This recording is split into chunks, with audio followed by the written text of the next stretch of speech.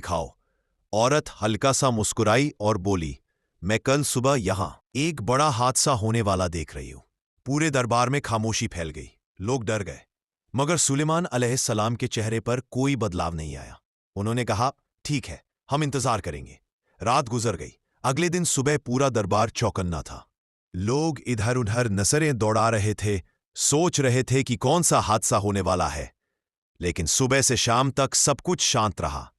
कोई हादसा नहीं हुआ, कोई परेशानी नहीं हुई। शाम के वक्त दरबार फिर जमा। सुलेमान अलैहिस्सलाम ने उस औरत को बुलवाया और पूछा, हादसा कहाँ है? औरत घबरा गई, बोले, शायद किसी वजह से टल गया। सुलेमान अलैहिस्सलाम ने गहरी नजर से उसकी ओर देखा और कहा, हादसे तब होते हैं जब लोग गुनाह और घमंड में डूब जाते हैं।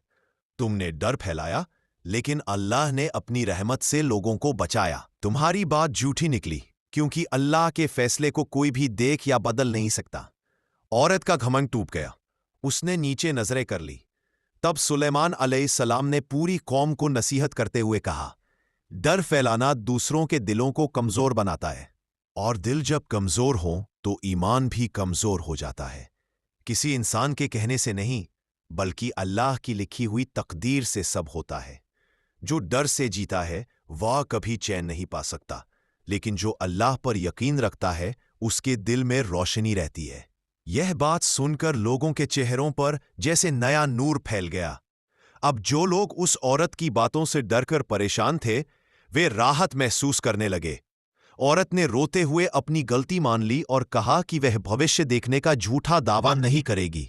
सुलेमान अलैहिस्सलाम ने उसे माफ करते हुए कहा, गलती वही बड़ी होती है जो इंसान मानने से इनकार कर दे, और जो अपनी गलती स्वीकार कर ले उसकी तौबा अल्लाह जरूर कबूल करता है। उस दिन के बाद उस इलाके में फिर कभी डर का साया नहीं रहा। लोग पहले से ज्यादा ईमान और यकीन के साथ रहने लगे। जिन, इंसान, परिंदे और सभी मखलूक दरबार में यह देखकर दंग रह गई कि एक सही हिकमत कैसे पूरे समाज की सोच बदल देती है। दरबार नूर से भरा था और सुलेमान अलैहिस्सलाम की हिकमत उस दिन भी पहले की तरह दिलों को रोशन कर रही थी।